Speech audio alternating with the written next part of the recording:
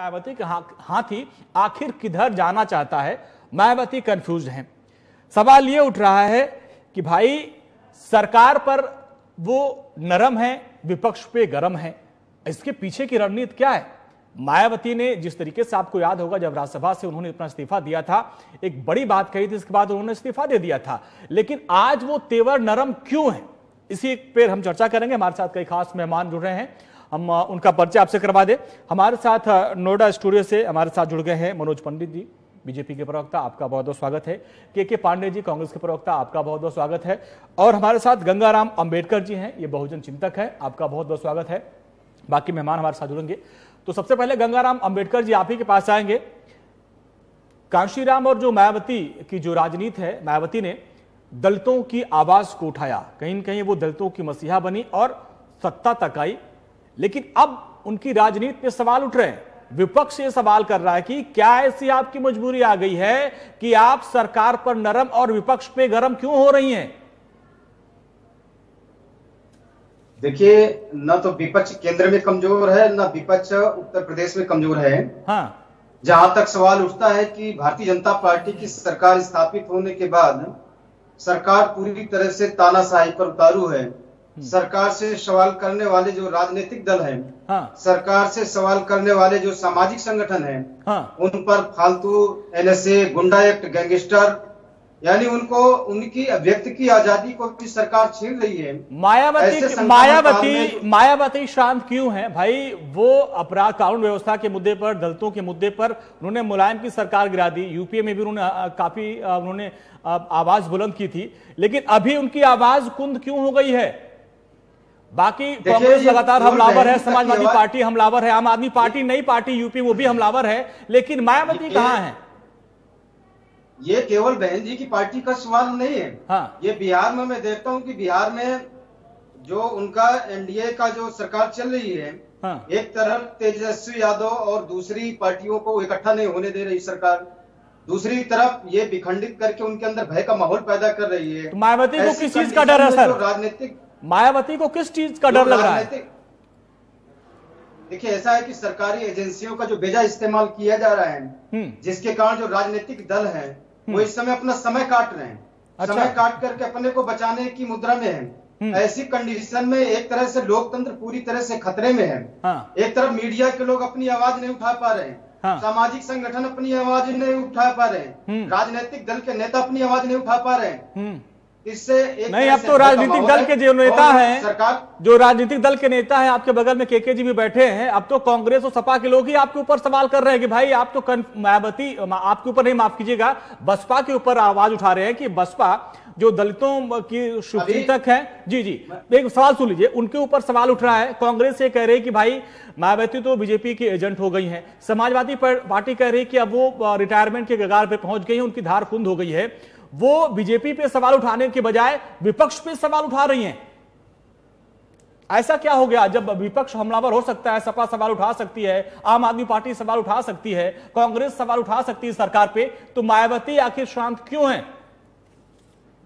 आपने क्या चिंतन किया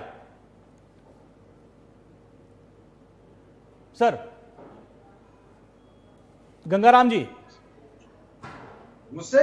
जी सर, आप पांडे जी हमारे बगल में बैठे हैं। जी जी। अभी आजमगढ़ के तरवा थाना क्षेत्र के बांस गांव के प्रधान की हत्या हुई। हाँ हाँ। वहां पर कांग्रेस का प्रतिनिधिमंडल भी गया था उस प्रधान के हालचाल लेने के लिए, पीड़ित लोगों के दुख दर्द बांटने के लिए जी। लेकिन कांग्रेस के लोगों को भी वहां सर्किट हाउस से पुलिस वहां जाने नहीं दिया, तमाम सामाजिक संगठन के लोगों को नहीं जाने दिया। बहुजन समाज पार्टी के जो तमाम नेता वहां जाने की कोशिश किया, उनको भी पुलिस ने रोकने का काम किया। तो विपक्ष तो सवाल उठाना चाहता है, हाँ। विपक्ष तो आक्रामक होना चाहता है, हाँ। लेकिन सरकार सरकारी एजेंसियों का बेजा इस्तेमाल कर रही है। उनको लगता है कि अब सरकार मिल गई तो लगातार सरकार चलती रहेगी, हाँ। इसलिए अपनी विपक्षी पार्टियों की आवाज को बंद करना चाहती है। अच्छा। विपक्षी पार्टियों के मुंह पर ताला लगाना चाहती है, हाँ। लेकिन यहाँ पर तो विपक्षी एकता पर सवाल उठ गए हैं। हमारे साथ एक और मेहमान जुड़ गए हैं, नाहिद लारी खान जी। समझ आपको गंगाराम जी, देखिए मायावती की राजनीति पे फिलहाल अभी जो सवाल उठ रहे हैं, गंगाराम जी चूंकि आप दलित चिंतक भी हैं, बहुजन चिंतक हैं, और आपके नाम के आगे एक बड़ा शुभ टाइटल जुड़े हुए अंबेडकर। तो ऐसे में सवाल ये उठता है कि मायावती जी से एक बड़ी उम्मीद थी, और जब लॉकडाउन लगा और हजारों की संख्या में लोग सड़कों पर उतर रहे थे, उन 2 महीनों में या 2.5 महीनों में एक बार भी मायावती या बीएसपी की तरफ से किसी भी नेता का ना कोई बयान आया, ना कोई मदद आई। तो क्या सिर्फ आप दलितों के नाम पे मायावती राजनीति करती रही, लेकिन जब दलित और बाकी जो मजदूर पिछड़े वर्ग के लोग परेशान हुए तो वहां पे उनकी मसीहा नदारत दिखी? आपको ये बात, आपने इसका आकलन किया? क्योंकि इसको लेकर सवाल उठे थे।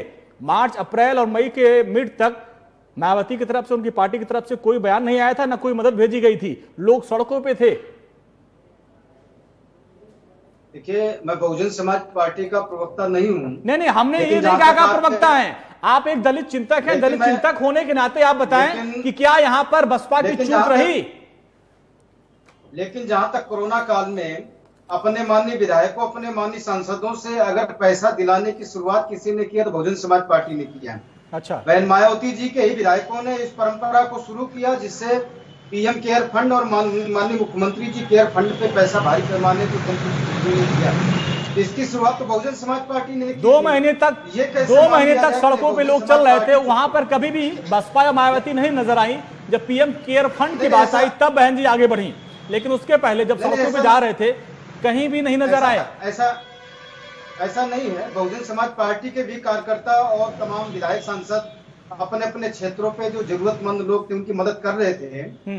मैं सपोर्ट नहीं कर रहा, लेकिन मैं इतना मैंने देखा है कि बहुजन समाज पार्टी के तमाम सांसद, विधायक और कार्यकर्ता निकल करके और जो जरूरतमंद लोग थे उनको राशन उपलब्ध करा रहे थे, उनकी जरूरत की चीजें उपलब्ध करा रहे थे। वो क्योंकि ऐसा दौर था कि उसमें सारे राजनीतिक पार्टी के लोग लगे हुए थे, कांग्रेस पार्टी के लोग, समाजवादी पार्टी के लोग भी।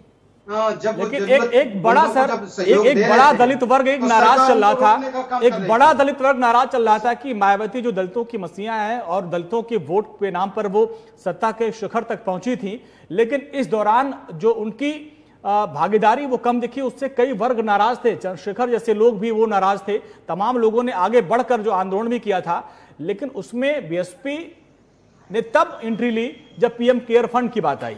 वही तो आज सवाल उठ रहा है कि भाई पीएम पर समाजवादी और बीजेपी की सरकार पर मायावती नरम है। देखिए, हर पार्टी की अपनी अपनी आइडियोलॉजी, अपना अपना एजेंडा होता है। अच्छा। जहां तक सवाल उठता है कि मैं आपके चैनल के माध्यम से बहन मायावती जी से अपील करना चाहता हूं कि जैसा बहुजन मूवमेंट को लेकर के मानो श्री कांसीराम जी ने जातियों के आधार पर बिखरे हुए समाज को इकट्ठा करके जिसकी जितनी संख्या भारी उसकी उतनी भागीदारी के फार्मूले पर जो उन्होंने समाज बनाया, समाज बनाकर उन वंचितों, गरीबों, मजलूमों की सरकार बनाया। तो मुझे लगता है कि इस दौर में बहन मायावती जी एक छोटी रेखा खींचने के चक्कर में पड़ी हैं। जो कम संख्या वाला समाज है उनके वोटों के चक्कर में पड़ी है। तो मुझे लगता है जो देश में दलित पिछड़े समाज के लोग हैं जो आज दिशाविहीन हो रहे हैं, तो बहन मायावती जी एक मजबूत और परिपक्व नेता हैं। तो आपको लगता है कि भगवान परशुराम की मूर्ति, बड़ी मूर्ति बनवाने का जो उन्होंने वादा किया, तो वो ब्राह्मण वोट बैंक को साधने में लगी पड़ी हैं? अब देखिए, जहां तक, क्योंकि अब ब्राह्मण समाज के लोग हैं वो इस समय पूरी तरह से भारतीय जनता पार्टी के साथ शिफ्ट हैं। तो मुझे लगता है कि जो ये मूर्ति का जो अभियान है इससे कोई बात बनने वाली नहीं है। अच्छा। अगर मूर्ति अभियान की बजाय बहुजन समाज के जो ऊपर जुल्म, जातीय अन्याय, अत्याचार हो रहा है, जो पिछड़ी जात के लोग दिशाविहीन हो गए हैं, जो उनका हक हिस्सा मारा गया है, उनके सरकारी नौकरियों से वंचित किया गया है, उनको सरकारी विभागों में आज उनकी हिस्सेदारी नहीं है। यहाँ तक कि राम मंदिर के जो तीर्थ क्षेत्र जो ट्रस्ट कमेटी में उनको कोई स्थान नहीं दिया गया है। अच्छा। ऐसे में उनको अगर गुलाम को गुलामी का एहसास करा दिया जाए तो गुलामी की जंजीर पे जो राम मंदिर का भूमि पूजन का जो प्रसाद था, पहला प्रसाद था, वो एक दलित परिवार को दिया गया था सर। अरे, दलित परिवार के तो राष्ट्रपति जी भी बनाए गए हैं। देश के उत्तर प्रदेश के महामहिम राज्यपाल जी को आमंत्रित किया गया। लेकिन क्योंकि राष्ट्रपति महोदय दलित हैं, वो स्थान अपवित्र न हो जाए, इसलिए राष्ट्रपति जी पहला प्रसाद भी दलित को दिया गया था। कल्याण सिंह जी, विनय कटियार जी बेचारे देखते रह गए। महामंडलेश्वर बने साक्षी महाराज देखते रह गए। महामंडलेश्वर बनी निरंजन ज्योति जी देखती रह गई।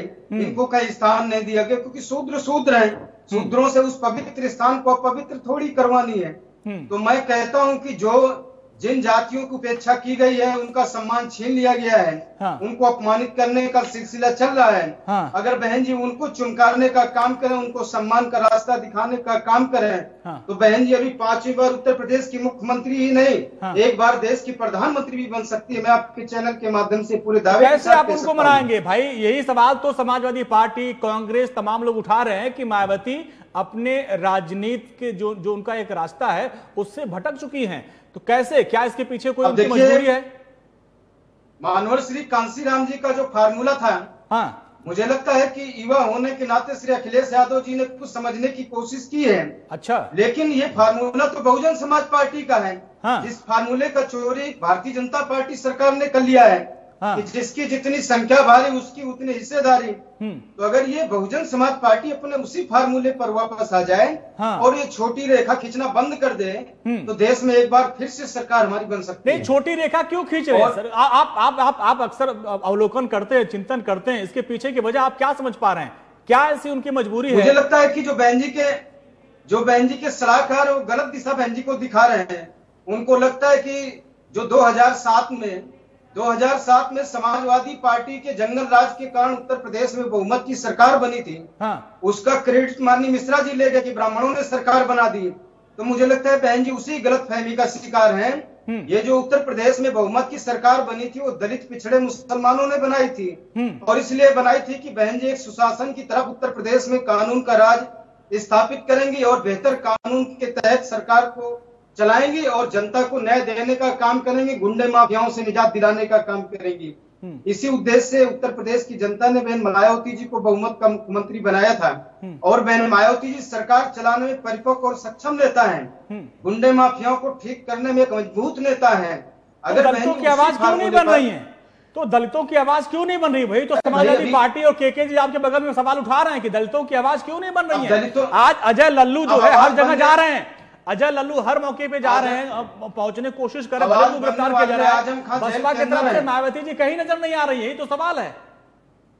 आवाज उठाने वाले आजम खान जेल के अंदर है, लालू प्रसाद यादव जेल के अंदर है। अरे तो ब्राह्मण समाज का नेता विजय मिश्रा को आतंकवादी अरे वो बीएसपी नहीं है सर ना। दूसरी तरफ आदित्य सिंह कांग्रेस आपने चिंतन किया भाई आजम खान जेल में है, लल्लू जेल में चले जा रहे हैं, तो बीएसपी की तरफ से मायावती जी कहाँ है? शामिल हो गया, बहन जी कहाँ है? सारे गुनाह माफ हो गए।